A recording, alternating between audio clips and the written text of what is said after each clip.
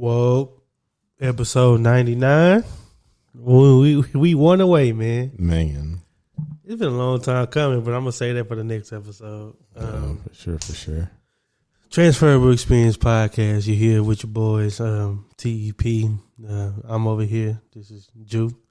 Across the table from me, I got my brother, good friend Ed. How you doing? Well, I'm good, man. I'm just. It's been it was a productive week. Like okay. I did everything that I've been meaning to do. What you mean? Like I had some shoes for like 2 years that I need to sell. No, you got them off? I finally sold those. Okay.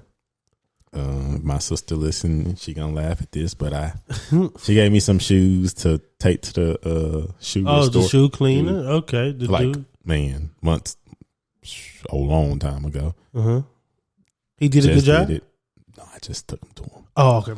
I'm sorry. I'm sorry, sis. I'm sorry, sis. Just took him to him, but you know he do good job. You just can't be in a rush, but you can't beat his prices, so it's the trade off. Because you on his time. I've seen people with a quicker turnaround to charge 3 times what he charged and do maybe a third of good, like the third of quality of work he do. So I went to him. It's trade off. Yeah, and I'll show you because dang, did I delete those pictures? I'll show you the before of my sister's shoes because she had some 4s and like all the paint was peeling. So you're gonna be able to really see the difference in those. Okay.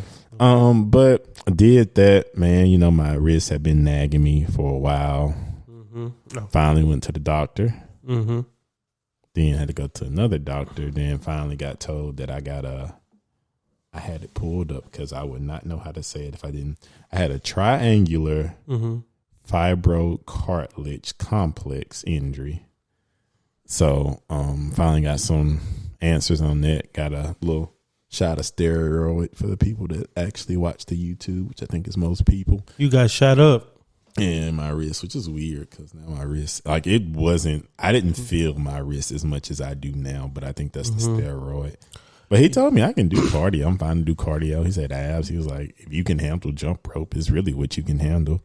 But like first off, he was black. I really appreciated that. And he shout was out. At the oldest 45, he was really cool. So yeah, it's crazy how that like add a certain level of comfort. Even the way we was talking to each other was very casual. It's just more like relaxed time. He talked to me like he knew me, but he didn't talk to me like he was my friend. If that makes like it was a certain comfort level. He wasn't super tense. He had a personality. He was very personable. Like he was making jokes and stuff. Not about my health, of course, but you know, just like saying stuff. And just little things he knew you would get. Yeah. He was like colloquialisms. He was like, yeah, man. If you feel better, don't come back. Like, why would you? And he was saying stuff like that. And he give me the real. Yeah, he was telling me like this. Even this little brace he told me I need to wear. He was like, I don't carry that, but it's $20 on Amazon. That's the cheapest route to go. And I was like, oh, bet.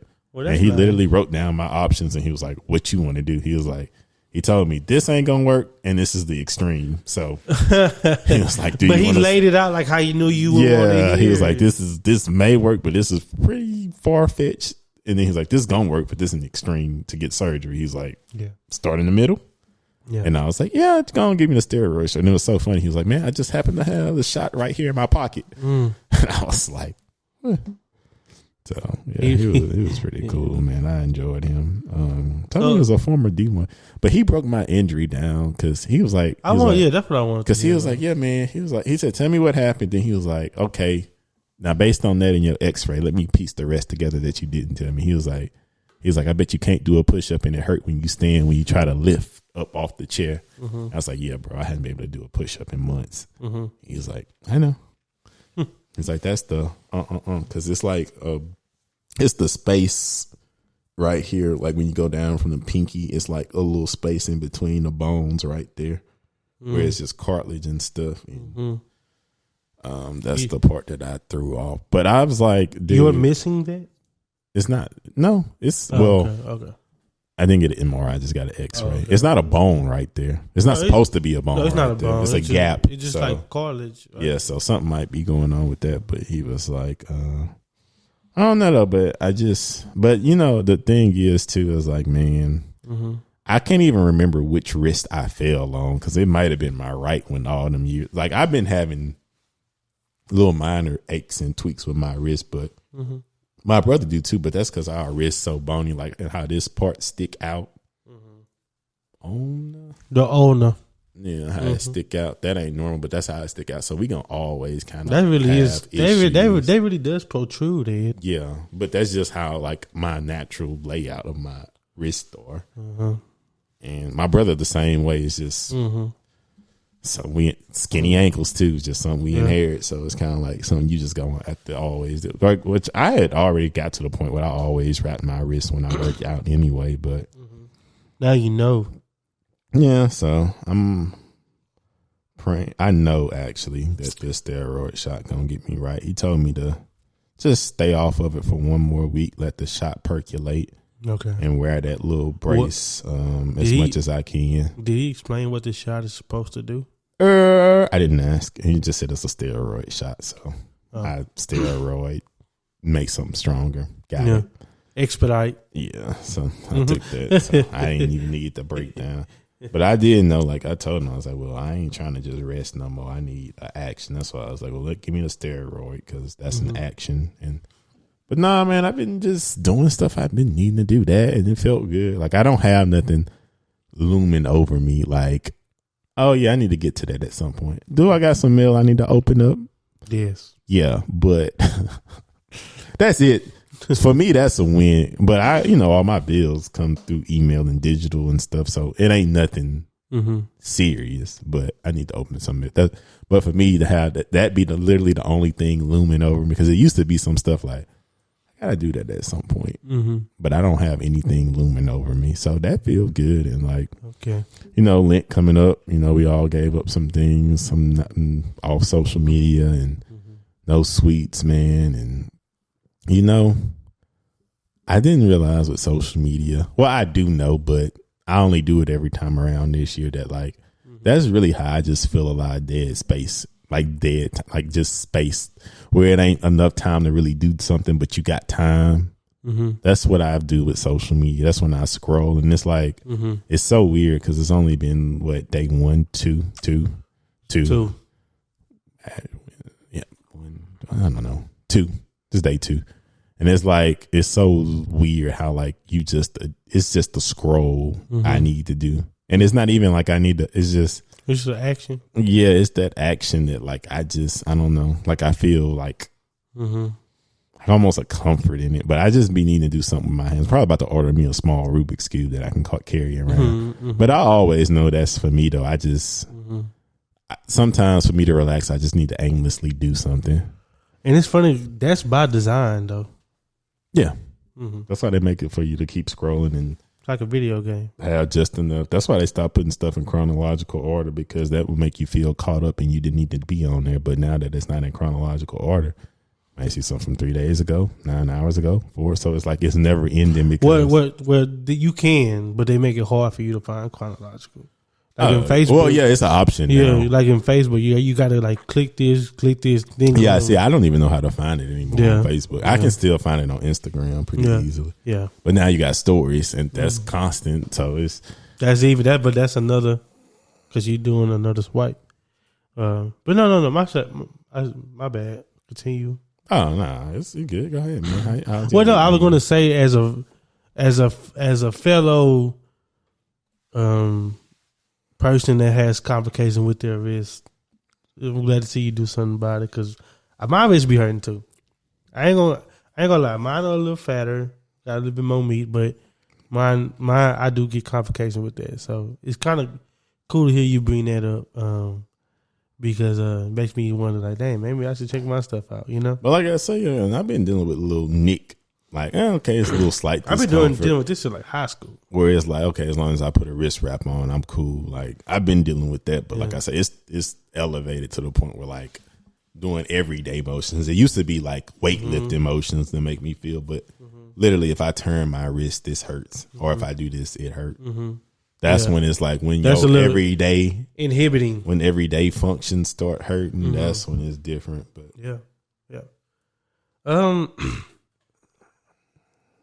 I've been doing good. My week has been good. Refocusing, of course. Well, I'm always refocusing. I say this every week. Doing Doing good. Just routines. Of course, Lent came. I gave up fried food. I gave up fried food and fried food. Because I like to pick vast. stuff where it's like it's also like a real sacrifice, and I'm gonna feel it. Like it can't be a give me. Like if I say, "Oh, I'm gonna give up Facebook," I don't get on Facebook. Like that's not a. It's not a. But see, for me, it's not a conscious effort. The hard thing for me is sweets, because it's like it's not that I eat like a large amount, but like I got like a freaking jar of Starburst jelly beans. That's my normal motion after I eat my lunch. I might eat a graham cracker and I'm gonna eat a few Starburst jelly beans. You know, it ain't nothing crazy, but yeah, you do that every day. Or like on the weekends, I do like to get me a dessert in. Either I'm gonna maybe bake some cookies, eat some ice, like something sweet at some point of the weekend. I'm gonna eat. No. So fried food too. Fried food is good, and you know it's so vast. So that's like French fries, tater tots, stuff that you don't even realize they be fried. Ain't no need to go to Cane's no more. Yeah. Ain't nothing there for you. No, ain't nothing. You know, I'm a chicken express man, so I'm a chicken express. I'm a chicken express. Unless you man. be a sicko and get some sides. They don't got no baked option. No. Everything is. I worked at Chicken Express. Everything there. Yeah, the Chick-fil-A get everything you a is burger. everything is fried there except the green beans. But that's good though. That's something I just need to cut out. You know, it's like the easiest. It's the easiest and most accessible thing out there. You know what I mean? Like fried chicken and chicken tenders and stuff like that. So I want to make the conscious effort to drop that, which I have done before. But it's okay. I'm just ready to kind of like give my body a break. You know, like I'm feeling it. I've been feeling it I tell you this week I have been feeling it. Like, you know, like I eat, I'm like, man, I feel it. Like I feel it in my, you know. And then when Lent was coming out, like, yeah, I got to drop this. Like, man. This would be a good time for you to do a water fast. I'm actually overdue. I brought this up to somebody yesterday. And on a podcast. Yeah. I do it about time, man. Every 3 months. I'm overdue. I'm actually at like 4 months. I think the last one I did is like. You're already sacrificing stuff. Might as well just. Why you doing that, man? It makes sense. I just want to eat Can I eat the groceries in my refrigerator first? That's fair. I do the same. Yeah, I don't want to go back. I can eat the groceries in my stuff, then I probably. To be honest, that's really what holding me up. That's fair. Especially if you got a lot of stuff.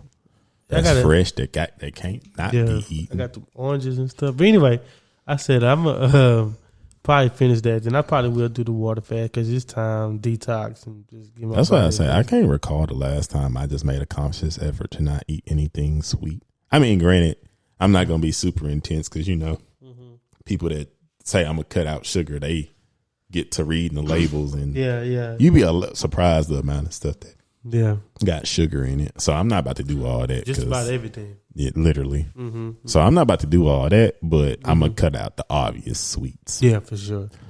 See what that do for me. And then again, go back to where I was saying I'm finally doing stuff I've been needing to do. You know, the natural health shop we used to go to shut down. You found one? A while ago. No, I just bogged down and just ordered some stuff. I was like, bro, I just need to try some stuff and see if it worked for me. But I ordered some. Yeah. I found me a multi-daily vitamin that's it's pretty loaded.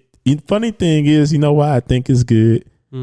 It's silly, but it smell like the liquid multivitamin. It got an orangey smell to it, which makes me think like citrus. This got that stuff in it because it smelled like the other one that I know was good. Yeah, and the sad thing is too, I never tried to I still got the empty bottle because like, okay, I'm gonna just search this on the internet and see if I can find it somewhere. Yeah, and I never did it, but really, maybe that's something that's looming over me because I need to do that to see if it's possible to find it somewhere else. You probably can. I'm sure you can. I'm sure that's not the only place they had it. But it's like a website on the label, but. Yeah, see, that's why I got the bottle. And then I ordered me some sea moss because, you know, man, I used to do is good. My daily stuff. I do my liquid multivitamin, my elderberry sea moss, and then some black seed oil. And that combination, it worked for me. That's what I got to. It worked for me. That's what I was doing. I stopped buying sea moss from the people I was buying sea moss from because I just felt like it was getting a little pricey. Then liquid multivitamin. They just place closed, and then the black seed oil, it just fell by the wayside. Yeah. Because it was kind of, that's where I would get the liquid multivitamin from.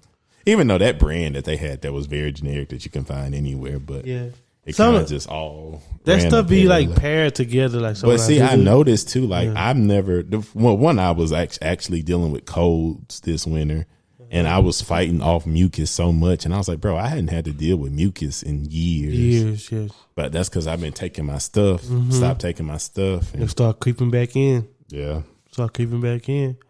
Yeah. And I fall off on that stuff because it be so paired together. Like, the multivitamin be paired with the elderberry and the black seed oil. Yeah. So if I stop taking one, I probably stop taking everything. Because I usually do it in succession, like this. Anyway. That was my morning motion, just to pop it off. Yeah, me too. The sea moss was, so I would literally drink the multivitamin. The sea moss I had ain't have no taste. Yeah, I had. The sea moss one, it was the black seed oil. The black seed oil. Because I learned that liquid stuff is better if you can get it in liquid form. But that black seed oil is disgusting. You can't take that straight. You gotta pair it. That's why I say I would put the liquid multivitamin in my mouth, then skirt some of that, then give me a little scoop of sea moss, and then you on your way. But no, yeah, just. Getting back focused on that, of course, working out when I can. Kind of been busy this week. Something crazy happened to me Monday, and I ain't gonna say this person's name on the air. Excuse me, because he listens every week. So I got a call Monday, right? Actually, I had got a call Saturday. Was it Friday? I'm sorry if I forget. And I couldn't answer it, but we planned to have a phone call Monday. So Monday afternoon, my friend and his fiance, they called me. And these people I knew from an older job I was in, the older program I was in, they called me. And we were just catching up and stuff like that, but they had a question for me. And they said, hey, Jude, what are you doing like in the fall of this year? Like, outside of my birthday, nothing. So ultimately, they asked me to officiate their wedding. So I'm going to be the person like marrying them. You gotta go get ordained. They gotta go get ordained, which is apparently really easy to do. Really easy. We know a lot of people that's ordained. I do. I know a lot of people that's ordained, and can't neither one. Never mind. But it's so funny that they just thought of me in that way. They was looking at it. They was like, we was thinking about people because they're not really like religious like that. And they was like, we was just thinking about people in their life and what they mean to our relationship and stuff like that. And they was like, Drew, you like the perfect person because I was like there when they formed. You know what I mean? This is back in the AmeriCorps. So if you know something about that, then you know. And shout out to y'all. I love y'all. They know who I'm talking to because they listen. They listen every week. They keep up with you too. They was like, yeah, because Monday they was like, I hope Ed's doing good with his boxing stuff. So anyway, trying to get back to it. But anyway, they asked me to do that, and that's just one of those things I never thought I would do. You know what I'm saying? Like, I just never. I wouldn't mind you. I was thinking about that as you was talking. I was like, I wouldn't mind you officiating my wedding, but you got to be in it. So, I don't need you to pull a double duty. Yeah. Let that to somebody else. So, I got to get ordained. That's a pretty cool honor. Yeah. Somebody would say that. It really is. Like, and when they told me, and they asked me, like, would you be able to do it? I was like, heck yeah. You know what I'm saying? I'd be honored. And I want to go to that wedding. It's in the fall? It's in the fall. It's in where is it? San Marcos. I thought you was going to say some East Coast city I never been to before. Nah. San Marcos, Texas. Yes, sir. Okay, it's drivable. Yeah, it's drivable. So I'm going to go Well, hey, guys, I'd like to come since y'all watch the podcast. Yeah. Hey, if he I love going to weddings. I got a mean little black and white tux. Let me know if he can come. I'm pretty sure you can come. But anyways. I love weddings. Because they love as quiet as it's kept. They a close-knit kind of like community people. Nice. They say it's only going to be about 80 people. So, you know what I'm saying? Perfect size. Yeah. But anyways, like you said, are you gonna invite your entire family to your wedding? I ask that to people that got big families. Yes. Yeah, I am. I'm having a big wedding, so yeah, I'm about to say it's gonna be a lot of invites right there. It's gonna be a lot of invites. On a light note, it's gonna be a lot of invites. Yeah, no. But anyway, let me say this to them. Thank y'all for regarding me as such. You know what I'm saying? I told them this on the phone. Because after they asked me, and I said, yeah, and it started sinking in, you know, I started digesting it. I'm like, dang, this is a moment for y'all. Like, you're going to be a part of they history forever. Yeah, forever. Like, when it's photos, you're going to be in I'm in the middle, like, they going to be holding hands and you're going to be, yeah, and I'm going to I guess holding your tablet or, exactly. or whatever. Journal, thoughts. Yeah, I told them, y'all come up with, y'all let me know what y'all want to say and stuff like that. And it's pretty cool. Yeah, it's pretty cool. And that's something I have to start prepping like months ahead because you can't freestyle that. That's somebody forever. Well, they said they're gonna kind of like have a little what they want to be said, and of course I can deliver it. So I'm really not nervous. That's a heck of an honor. I would. Well, in front of if it's a small intimate wedding, I'd be a little less nervous compared to if it's some grand. A lot of people. You see that cameraman right there in your face, and yeah, I had to pop it off. But I know, luckily, that's one of the classes I had to take in grad school, public speaking. So I know how to structure a speech or whatever. Yeah, I'm like one of those because it's different styles. I like to start off.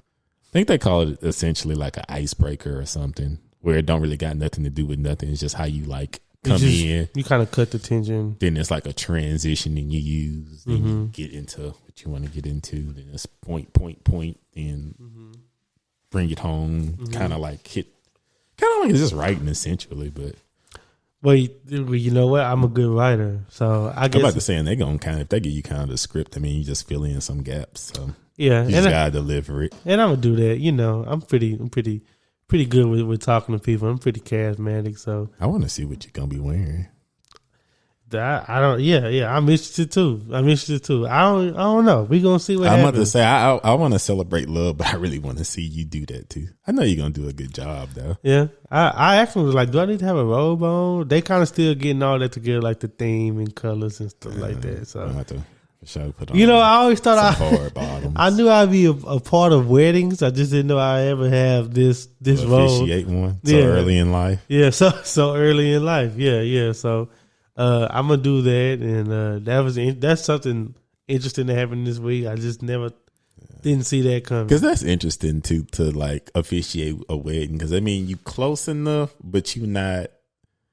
I guess super close to where you be in the wedding, like, you know what I'm saying, like a part. It's of like you in it, but like you not in the. Because I was thinking, I was like, who would I do that for? I was like, well, my brother. But I was like, no, I probably would be a groomsman. So it's like you got to be close to somebody, but not. Yeah. Maybe I guess when we get older and it's like know maybe you help your kid had a friend and they get married and they want you to. It's usually like somebody that you kind of like because you got to be close, but not They kind of like know y'all. And they kind of more of like a, you know what I'm saying, like a mentor, which is like easier when you get older because it naturally might be somebody you maybe connected with and you kind of maybe mentor or be somebody like and it made me realize like you never really truly know what you mean to people or like how much impact you have on people. That's true when you're dealing with them. It's crazy to have somebody say, "Hey, Ed, I want you to be instrumental in this moment in my life." You know what I'm saying? Like, that really I feel that, and it was kind of out the change of pace. That's the new topic because that is true. You never really know what you mean to people until like a moment happens. Sometimes like that. Because I've had them type of situations where like it may be like something where you just thought you was kind of just shooting the breeze or not. Just kind of just talking casually. Then people say, "Hey, man.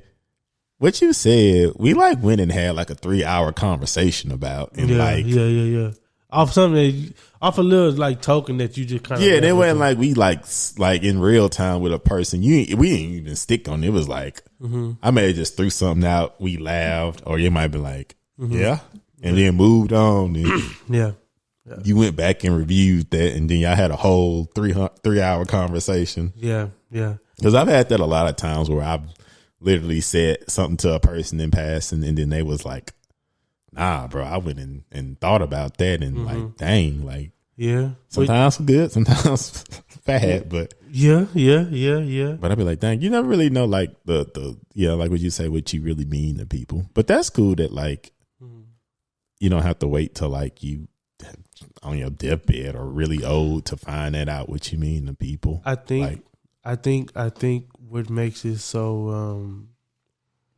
phenomenal is because you got people that like try to do things and try to like sell an image of themselves to people. And, you know, sometimes they don't always catch. You know what I'm saying? Sometimes it does. I mean, we all know the society that we live in with social media and celebrities and stuff like that. Some of it's real, some of it's fake.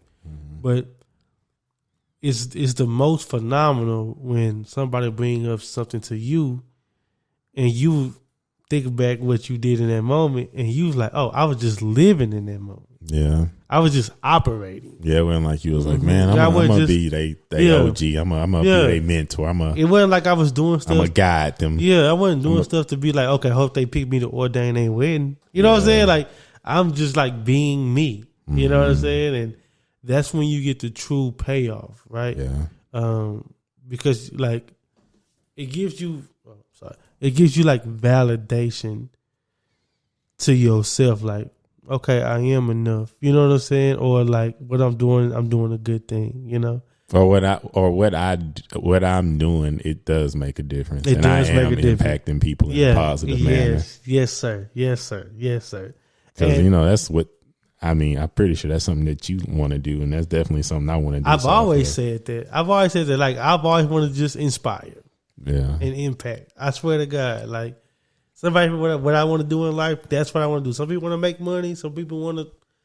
Those are like my two things. I just want to inspire and impact. And yeah, man, having a positive impact. What did like run me through? Like, what was your feelings when that was asked to you? Like, what did you feel? It was I kind of paused a little bit, and I was like, oh, okay, they're entrusting me with this. But when they did ask me, shortly after, it was a lot of gratitude, a lot of thankfulness, and I kind of got excited. Yeah, I got excited for the chance to be a part of somebody's moment, and I got excited that they, like I said before, like that they thought about me in that light. Yeah, I might say because that's like most people's. That's like one of the most important days of their life. Yeah, when they get married, yeah, it's the first thing. So for them to ask you to play such an integral part of it, that has to be a pretty big honor. Yeah, for sure. And when we was talking on the phone, we had a good conversation. I feel so. We had a conversation just like kind of going because okay, so these people that are getting together, they were my core members in AmeriCorps. So I was their team leader or their supervisor, so to speak. For those of you that know what AmeriCorps is, you know what it's about. But to give a quick synopsis, not a long one, I led a team. We did community projects around the country.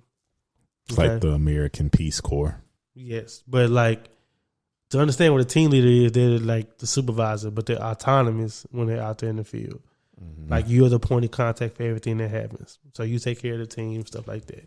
I was that for them.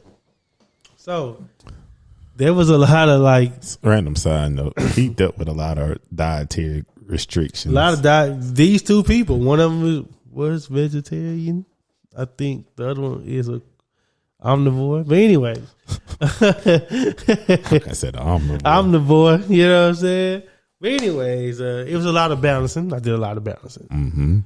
Personalities, diets, work ethics, all that stuff. But anyways.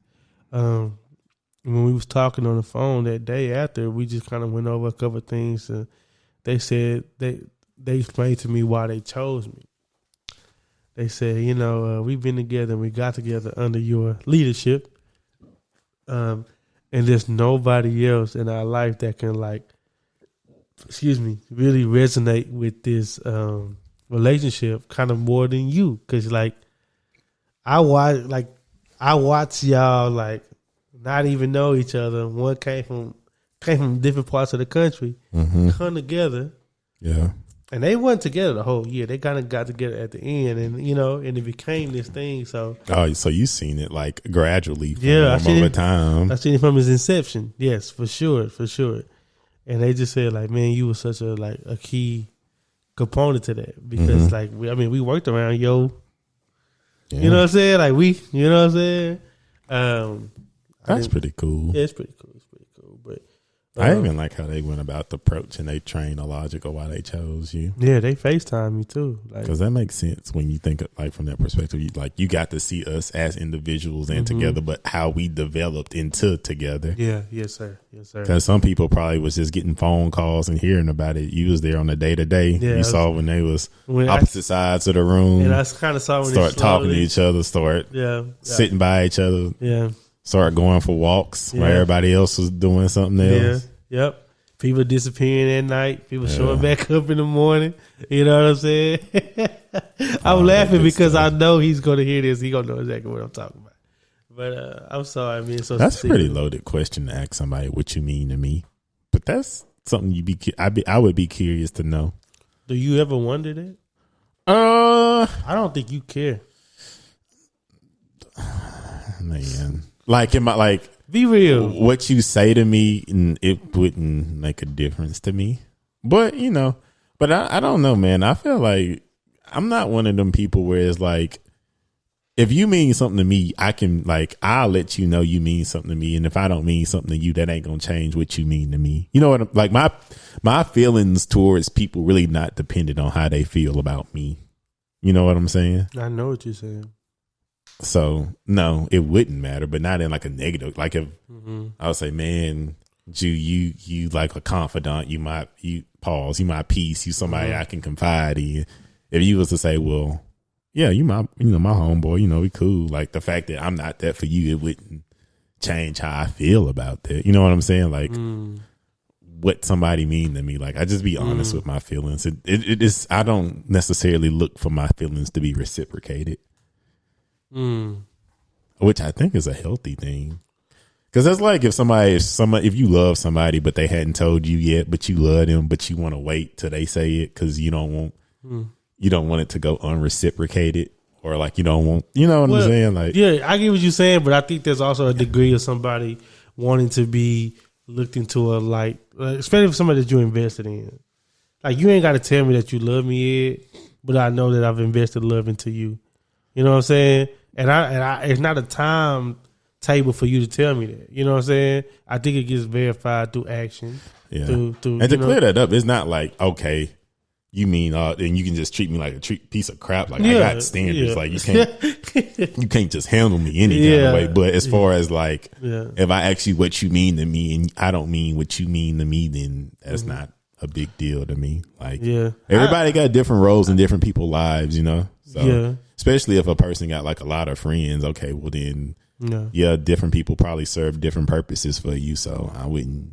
But that's interesting. I'm gonna start aggressively asking people that. That's a loaded question. I'm gonna just throw it out in random conversation too. I mean, it's a vulnerable question. Yeah, you gotta look within and be honest. It's a vulnerable question. See, what you mean to me, and what I mean to you, and I feel like sitting on the side of this table, like I can see that because, like you said, you don't need to be validated by somebody, and like your willingness to be vulnerable, you don't really, do that because you self-contained. You're like insular, right? You don't need nobody else to tell you what you are. Some people, I'm kind of like this, but not all the way. But like, I like to know where I stand with people. Like, I ain't gonna lie, I can't go through life just blindly like that. Mm-hmm. I mean, there's a certain air of confidence that comes with that. Mm-hmm. I'm confident, but I'm not that confident. You know what I'm saying? Like, I need to know, like, where we at. You know what I'm saying? Mm-hmm. And not even on the platonic. I mean, it could be platonic or intimate. Yeah. Hopefully intimate, you know what I'm saying? Like I could be like, okay, like where do I stand with you? So I know how to operate, accordingly.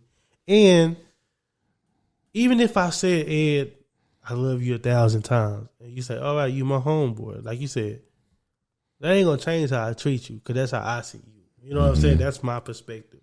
But also me conveying that to you also kind of like solidifies the feelings to me. You know what I'm saying? Yeah. You know what I'm saying? And I feel like some people operate like that, you know. Yeah. You got people like yourself that don't need it, and then you got other people. But like I say, even that, like, it is a like, because for me, it's like sometimes actions speak louder than words. That's why I say, like, it's still a standard for like how you gotta treat me. Like, I'm not gonna just you know, be good to you and do all this, and then like you treat me like crap. Yeah, or like, exactly. I only hear from you if you need something. Like, okay, you know what I'm saying. So it's still a barometer, but like, I see what you're saying. If we got like a rapport and like, you know, I treat like, because that's like you said, that is a heavy question. Like, if you ask somebody what I mean to you, so it's like that can kind of just go any. And then some people, honestly, they probably never even thought about it like that. Especially if it's more so like a friendship, and it's not romantic. They might be like, I ain't gonna lie, bro, I never really just sat down and thought about put some thought to it. I don't know. Or even like romantic, but I don't know. I feel like, well, also I will say, to frame the question, you could show us what you mean, is what somebody means to you outside of just like vernacular. You know what I'm saying? I'm about to say, for me, actions speak louder than words. I know we talking like very like semantics right now. And like, to be honest, like, you don't even have to, like, I mean, you're at the point with me that you don't have to say it to me. You know what I'm saying? Like, you've done enough for me that I just know, you know. Yeah. But we're different, you know, to people out there that got other friend groups and stuff like that. You know, but like go ahead, my bad. But I was saying, like, for me too, especially like, I feel like romantically, that kind of stuff may need to be verbalized more, because sometimes that kind of stuff is harder to interpret. Well, that sets precedent, because like and love in action may look like the same. That's three different things. Like, love, and action. No, I'm saying like and love may look different, and like they may look the same in action. Like, you may be thinking I'm doing something because I love you. I might just be doing it because I like you. And like and love are different, you know. Or I might be doing something just out of just genuineness. You know what I'm saying? Because that's just the person I am. But you might think, and you interpreting like, it I like you, but it be like, nah, that's just what I do. We talked about that. I call people. I talk on the phone. So you might interpret that as more than what it is, but it's like, that happens that's a lot just my preferred. That happens a lot with you. But like, for me, that's just my preferred way of communication. It is. And I'm consistent. So I'm just a consistent person, just a creature of habit in general. So that might be interpreted, like I say, that action might be interpreted as though like, but it might be like, no, I do this. I be warning people about that about you. So I know, but so like I say, that's why I say, like, romantically, I feel like that stuff more so got to be verbalized. But it's somebody your friend, and like, well, because the rules are different. Yeah, the rules are different with a intimate relationship that's for somebody that you like trying to vet and see if like this is somebody you can be with. Yeah, romantic. Then with a platonic like friend. Yeah, you know what I'm saying? Yeah, I was like, okay. Because like for me, like I say, for my friends, it don't mean nothing to you. Because it's like, and I don't. Well, it don't mean as much. Ask certain stuff for friends, but like for me, it's like it's through action. So it's like, okay, if I got an event or a dinner or something, do you show up, or do you come through for me, or do I only come through for you? Like that. And I say through action that way, that for me, and I can interpret that to mean like, okay, well, I like move stuff around to do stuff for you, but for you, to me, it can only be if it's convenient, and if it ain't convenient, then you just So for me, that means action wise, okay, I think I'm like, you know what I'm saying? Like that's when I start. That's how I interpret stuff in friendships a lot, through actions, where I might be like, okay, I'm willing to do this for them, but they may mean more to me than I mean to them. Yeah. I'm formulating in my head because I have a like for it to kind of get like psychological and a little anthropological as well. When you be like becoming, the inceptions are different. The inceptions of a friendship and the inceptions of a relationship is different, right? Ed, you walked up to me in the field house when I was drinking some water and said, "Hey, we're gonna go play Halo at your house this Christmas break." You know what I'm saying? You was like, you was an associate, like homeboy ish. You wasn't my friend at that point. You know what I'm saying? But I liked you enough to say, yeah, I can come through. You know what I'm saying? This is a true story. You know what I'm saying? But like, I didn't have to say, Ed, yes, I want you to come over to my house so you can be my friend. Did we say that verbally to each other? No, we didn't. I definitely wouldn't have came. You see how weird that is? See how weird that is for you? Mm-hmm. The inceptions is different. You know what I'm saying? Like, we've already made a social agreement with each other, like almost unconsciously. Mm-hmm. You want to play Halo? Yeah. I said it's cool, and we did it, and it kind of just like snowballed from there. In a series of just getting together, say you gonna do something for me, I'll do something for you. We came together. Mm-hmm. Now, when you hollering at a chick, it's like, I'm here for this. You show up like, I'm here for this. So you kind of have to state that a little bit more viscerally than you would do in like an inception of a friendship. Like if I came to you and said, Ed, I want to be your friend because you are disciplined, smart, and you're athletic, so I want to be close to you. You're going to be like, oh, you kind of weird, bro. You know what I'm saying? Absolutely not. You know, but do you understand you understand what I'm explaining? Yeah. You know what I'm saying? But when you getting with a chick, it's like, hey, you know, like, this what, you know, I'm here for. This is what, you know, I'm trying to convey to you. This is what you mean to me. Mm-hmm. So I think they start off like so differently that they cause for different rules, you know what I'm saying? That's fair. I still don't think I ever asked anybody what I mean to them. Yeah. Have you ever asked somebody that before? Yeah, I have. What do I mean to you? Yeah, I have. I'll start asking people that. That's a deep question. Yeah, you should ask everybody that. I'm literally just about to be my favorite thing to ask people. I'm about to just start asking people, like, what do I mean to you? I feel like sometimes, too, I know like a lot of people are going to try to go deeper than what they got to go. Like, well. I don't think you should ask that unless you want an honest answer, though. Oh, yeah. I'm curious. Like, it shouldn't be I don't know. I don't think it's something I would play with. Huh? I wouldn't like play with that though. Cause no, I'm like genuinely curious. Yeah. Like, I'm talking about the people that's in my life. I'm not talking about just random. Yeah, even that though, you know. Like, when do I mean to you? Like friends? What's my status, man? What do I mean to you? What's my status? That's a deep question to ask somebody. That's a good thing. Because sometimes, I don't know, I feel like, man, even as like, you know, like as men, we don't really be expressing our love for one another, like our other friends, like, and it's like sometimes it just sucks because like sometimes you will hear like, I feel like the only time where you just get a collection of people saying what you mean to them is like at a funeral, like moments, weddings, graduations, stuff like that, graduation nights, and maybe like a maybe a birthday, maybe depending on what y'all do.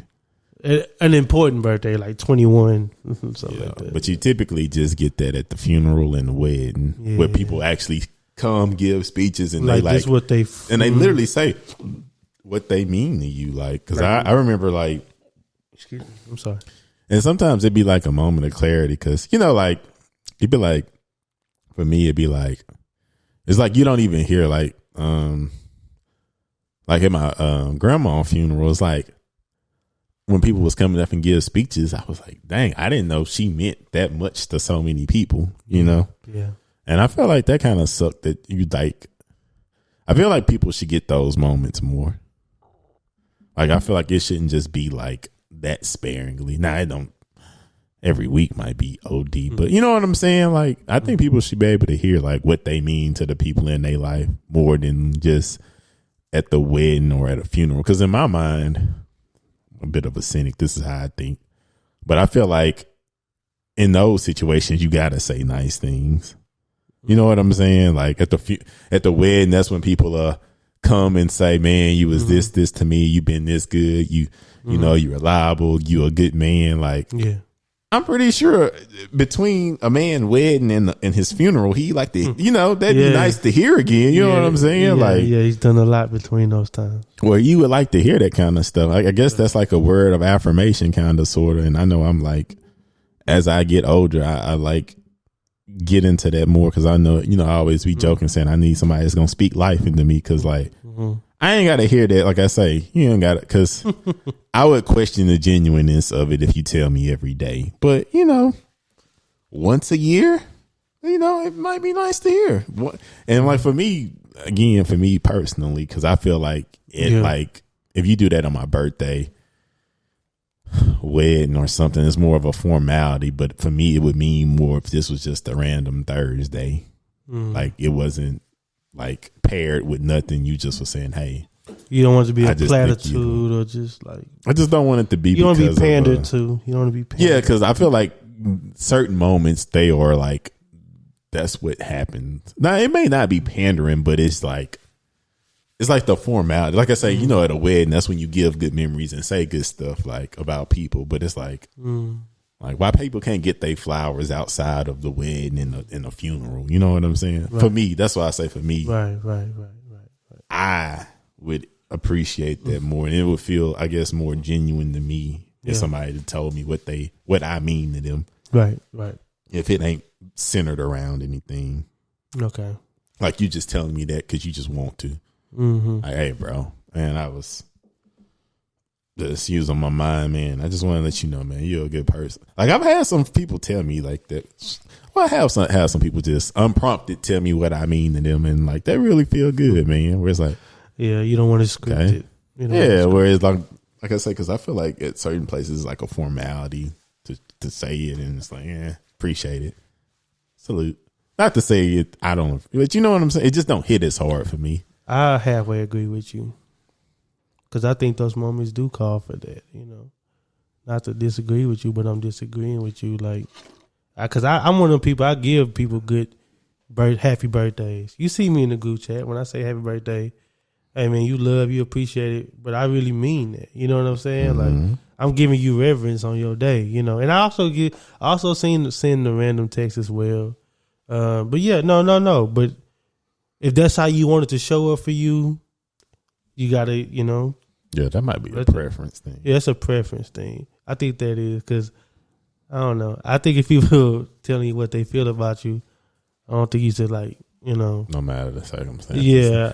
Like I said, I appreciate it regardless. I just say for me. For you, though, that's what I'm saying. It's a preference. Me, it just is like this how I want it to show up for me. You know what I'm saying? Whoa. Like I say, on the wedding day, that's a beautiful moment too. And hell, I was just saying how like I like you gave a speech, and I love. Yeah, you gave a speech. The wild thing is, I asked to give a speech because they meant that much to me and I wanted to express it. Look at this man. That's why I say it wasn't like I was saying I don't like it on them days. I just feel like it should be more than those days where it's expressed, in my personal opinion. Yeah, and also you can always kind of tell by the fabric of the, you know, of the compliment or whatever, like, oh yeah, the speech too. Like if I just came up there like, yeah, you my dog, man, appreciate you. Yeah, you be like, oh, okay, congrats. Yeah, all right, my boy. You know what I'm saying? But nah, that's different than, you know, giving it some effort. Because I laid that thing out, had an origin story. Look at my boy, my flashcards, and I didn't write the speech out. I just had my little bullet points to know what to hit on them, and then like I wrote my transitions down. See how much effort you put in that. You know what I'm saying? But yeah, because too, you know, if you really want to get to the nitty gritty of it, you can tell when it's like effort, and it's way more personable, and it's not just a congrats. Like that's what I'm like. If I get a congrats, appreciate you, but you know, I guess I think it's just different levels. Like you appreciate somebody telling you congratulations. Yeah. It's like for sure. But it's levels of somebody say, man, I watched you do this and you did this. I remember that 2012 when we was listening to the Weeknd song one night on repeat, and we was talking about what we hope to eventually get from a woman one day. And now I feel like you finally met somebody that embody all those characteristics that we used to joke about that you said you were looking for. See, that kind of stuff is like, that stuff. But you want to hear a little bit more than a congratulations. I enjoy it though. I never even heard that. Okay. It ain't like I ever heard that, so I probably would be tearing up and stuff. But I'm just saying, I don't know, man. Like I say, I just think like I say, birthdays are a good time to do it too. Maybe that's your yearly reminder to do it. So I know me. I consciously do that on birthdays. I usually say, "Happy birthday!" You know, you love, appreciate. You know, do a little something extra because it's your day. You know, And it's a time to think about you. But it's like I say, even if you're doing that and it's thorough, it's like, okay, you letting people know what they mean to you. Yeah.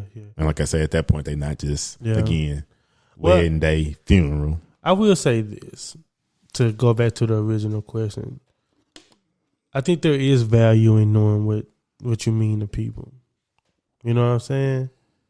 I think it is. I think it's. I mean, okay. I would say this. I subscribe to the notion of, holding you. I think you do hold value in knowing there is value in knowing what you mean to people. Mm-hmm. You know what I'm saying? Like, because sometimes you just straight up don't know. And sometimes you just need. Sometimes you need that. You know what I'm saying? Like, especially people that you're like interacting with like heavily. You know what I'm saying? Because I would hate for it. I would hate for me to think it's one way, then it's another way, and the way I find out is another way is when something tragic happened. Yeah. You know what I'm saying? Like, don't let it be like when the S word hit the fan, then it's like, oh, I guess I don't stand it, because that could be kind of hurtful, Yeah. And some people, to prohibit that from happening, they just block that off. That sounds like what you is. You know what I'm saying? And other people we know, we got a lot of friends like that. And me personally, it's just like, shoot, I like to keep a barometer on like where I'm at with everybody. You know what I'm saying? Like, whether it's like through a phone call or when we stand outside the kickback and people out there doing their social activities, you know what I'm saying? It might just be me and you. We have a real conversation. And it's funny because I had one of them kind of houses where like all my friends, they came to my house and it's just been us two. And I'm just like, I didn't listen to this dude talk about stuff. I was on in. I didn't listen to everybody else talk about stuff. I was on in. Hey, I really try to go to sleep. But like, those been some of the most realest conversations that we had. Yeah. Our brother, we just moved in last week. Yeah. You know what I'm saying? Me and he used to sit on my back porch when he used to like wiffle board to my house. You know what I'm saying? Like, that was a strange time. I forgot that's a little way. But that's how much we go back. You know what I mean? Like, yeah. That's when you stayed in Oakwood? Nah, I stayed on Hemlock. That's the greenhouse on Hemlock, the first house. But anyway, it was good to have those conversations, and whether it's like that or, like you said, like at a birthday or maybe just random Wednesday, Mm-hmm. It's good to know that. I guess the real thing to say is like when the spirit move you, act on it. It's there for a reason, Yeah. There for a reason. I be doing that though. But that's a good question. Like, what you mean to people, and like we said before, What do you mean to me? Just knowing what do I mean to you? Well, knowing where you stand with people. Yeah. You know what I'm saying? Like, never knowing how much you impact somebody's life until they tell you. That's true. Excuse me. I'm sorry. Because a lot of life is living faster than what we think it is. Like days go by. You might say, you're like, man, I need to tell Ed I like what he did last Saturday. You just keep that in your mind. Next thing you know, it's Thursday. But yeah, I don't know, man. You gotta just tap in like that. Tap in with your people, man. Well, it's good to know. Tap in with your people. Good to know. What you mean to people? And you never know what that one thing might do to the person receiving it. Yeah. And sometimes it feels good to give it pause. You know what I'm saying? Sometimes it feels good to say, I like expressing my feelings towards people. Yeah, me too. If I have them. If I have them, that's the biggest factor. If I got them, and usually if I got them, I tell them. Yeah. Mm-hmm. And then for me too, I just be like, "Do with it what you will." I just wanted to let you know. See, that's the other factor we ain't talk about. Saying it, like I'm not gonna say it and expect. I'm not expecting nothing back if I say it. If I tell you something, I'm just telling you. Just let you know, give you your flower, or just let you know where I'm at. Like you say, just letting people know where you at. It's like, hey, bro, that's just how I feel. I don't do it. I went through a hard phase of that over the summer where I was just telling people that, and it's like, I'm not really expecting a certain response. I just thought you might want to know. Yeah, I remember back in high school when we lost our other brother Reggie, rest in peace. It was after that I never. That's when I started saying I love you to y'all, bro. Like when we apart ways, you know what I mean? Or somebody going to like, if we on the phone, I love you, bro. Like I used to be kind of like masculine about that. I mean, I ain't tell no other dude I love him. You know what I mean? But I lost a friend, a brother. You know, one of our close friends that we never really. I didn't get to say that before that happened. You know what I'm saying? Like I was being too mannish about it. After that, I was like, man, I don't care what people say. I'll say it in 100 people. Hey, I love you, bro. You know, I love you. That was a change for me. I will say that was a specific change for me. And I guess it started right there. Like, hey, man, I ain't never passing up a chance to give somebody some gratitude. Yeah, because you just never know. You never know. Time would be. You never know. Yeah, I think that really did kind of shape with how. Because you just, that's when I think too, where it's like, you just don't take days for granted anymore. Yeah, exactly. Because that was when you just was in class with somebody Friday and now they gone forever. Yeah, I think sometimes, and that's unfortunate because I don't want people to have to go through that to have that perspective. Yeah, you're right. You can kind of tell when somebody never like suddenly lost somebody.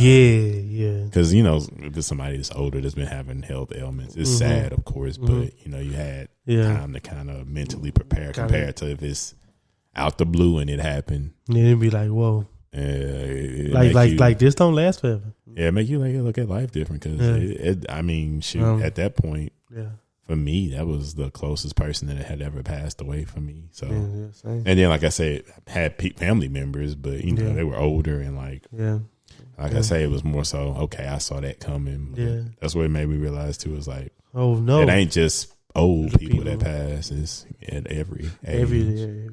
So that definitely kind of molded my perspective too and stuff. And it's like one of the things of how I kind of keep life in perspective. Yeah, for sure. Because like I say, me personally, I may have a bad day. Then I'd be like, well, I'm still here. got a job. I got a roof over my head. My family, health, and we all made it to see another day. Like that for me, be just enough right there. That is a win. Like when I say, oh yeah, all my loved ones made it to another day. Because sometimes when good stuff happen, you just become accustomed to it and think it's the norm. When it's really not. Like, nah, that's like a blessing that all your loved ones made it to another day. Yeah, it's a lot. That's like literally like if I'm having a bad day, that's literally like one of the first things I say is like, well, all my loved ones still here. So is it really that?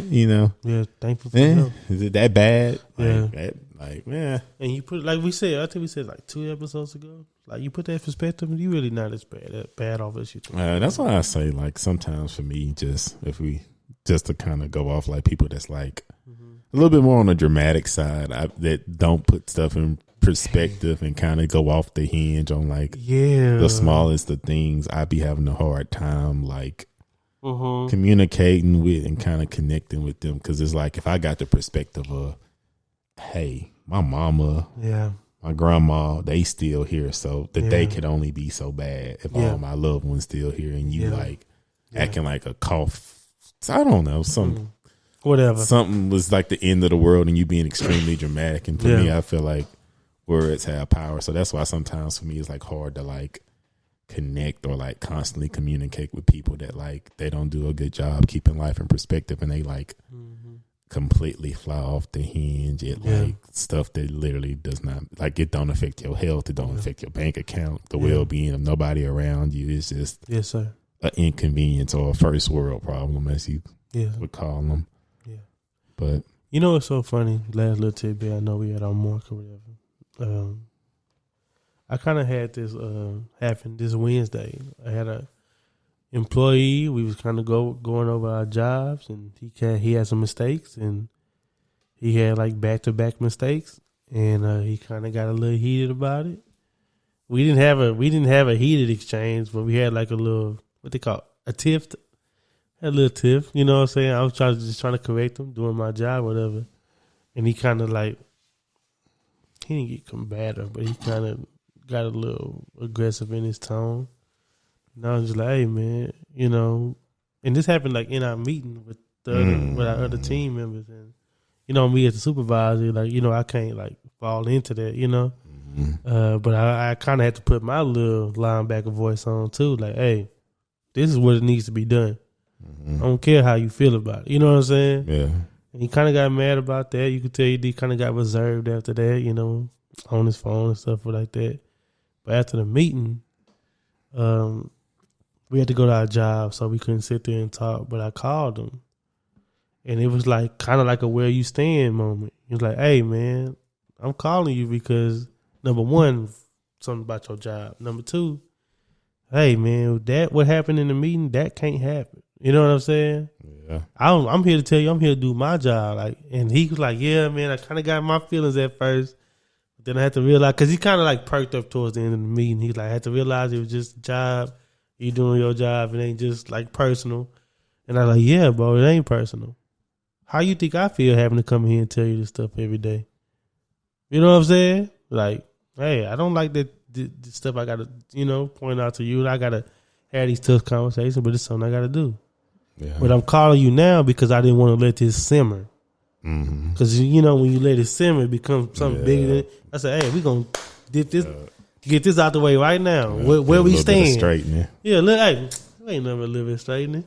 But but I had to let him know, like, hey, man, you here, I'm here. I'm not a person that flex hierarchy, but I'm like, bro, I'm doing my job. You know what I'm saying? You got to do your job so I can do my job. Yeah, I'm going to say it's just how it work, man. And we kind of want to accord, but that was just a situation. Like, I had to see where we stand. Like, bro, you about to be like insubordinate right now? You know what I'm saying? Especially, you know, that's one thing. You might have that little moment on the phone. It's just us. Yeah. But that's in front of everybody. But it's else. like everybody else seen that. But now next week I got to come in there and let everybody know, like, hey, that ain't, you know. Yeah, because they'll set the precedent. It's just precedent. But they know what's up because, anyways. I didn't mean to end on like a mood point, but that was just a situation where, like, you got to let people know, you know. So, let people know. But anyways, Black History Month coming to a close. Do you give it a grade? You got a grade for this Black History Month? It's always amazing. God damn it. Yes. Me too. Learn something new every month. A++. But yeah, take us out, man. Episode 99. A transferable experience. Next week is 100, bro. Yep, we'll be at 100 next week. 3 digits. Big deal. Golly. We gotta do something special. I know we gotta do something special. Whatever special may be. We gotta do something. We gotta do something. We gotta do the 100th episode. That's a lot of episodes. The consistency to just stick with it. You know what I'm saying? Like 100. We've sat here 100 times and talked. Don't feel like that many, but it makes sense because it don't. It's been a few years we've been doing it. Well, coming about 2 years, if not 2. Two. We started. Yeah, so. Because I be saying stuff, and I be like, man, that'd be like. I'm about to say this. What 56 weeks in the year? 52. Why do I always mess that up? It's all right. Oh yeah, Paul wanted. You know, my little brother. He listened and he fact checked. Mm-hmm. It was something. It was a word you was looking for, and he took the time out. It was like Jew word for stacking up learned things is cumulative. Cumulative, that's the word. Yeah. Cumulative.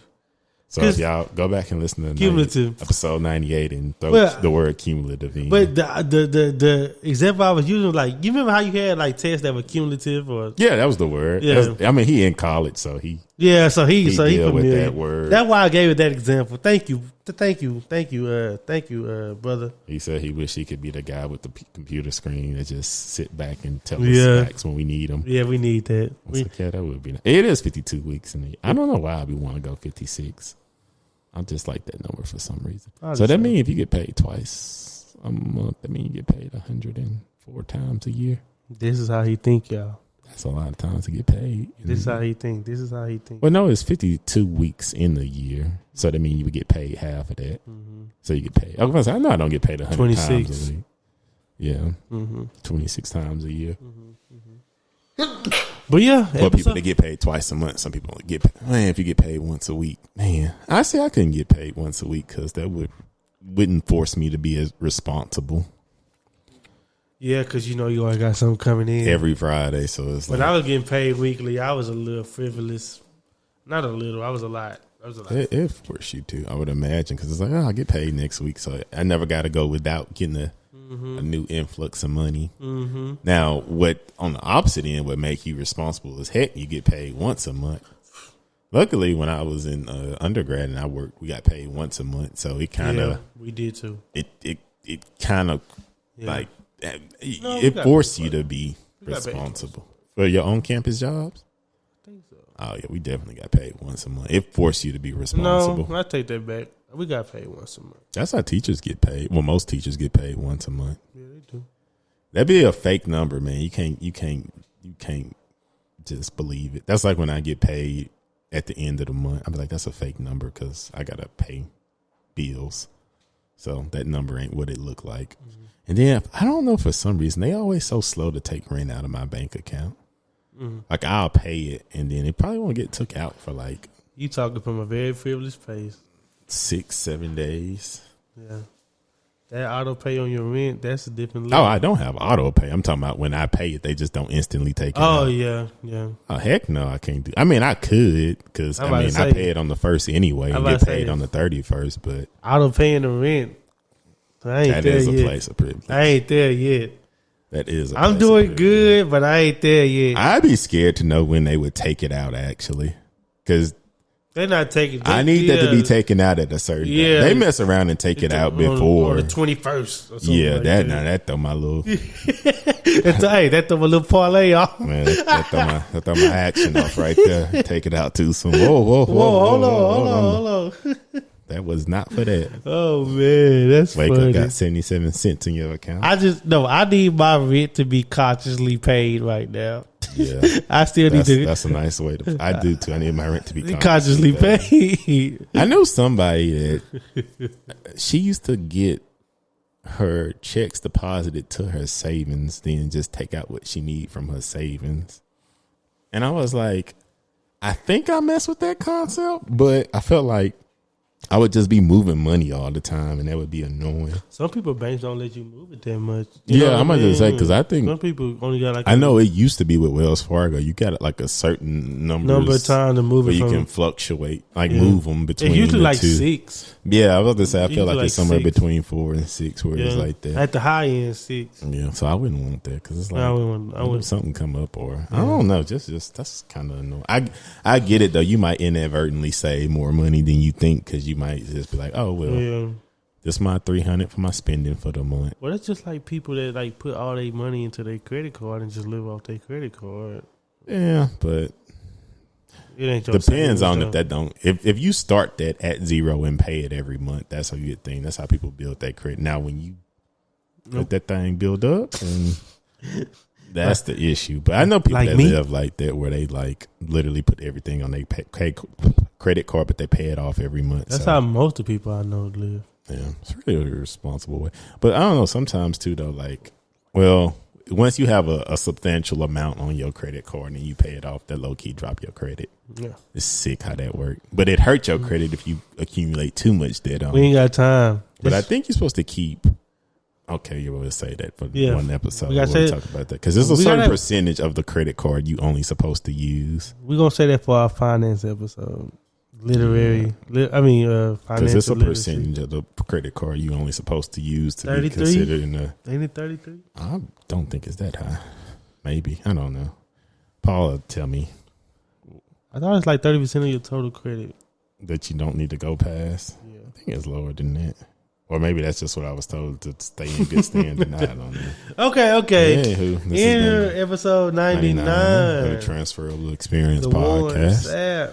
Remember, like always, remember to do all the things. And if you got that nagging pain and insurance, go to the doctor. Hey man, schedule your appointments for this year too. All your doctor's appointments. Get yourself set up. It's warming up out there too. It's warming up. Yeah, run yourself through the garden, man. Just get it all done while you're there. You want to check everything. You there, bro. Just get it done. Everything. You there already.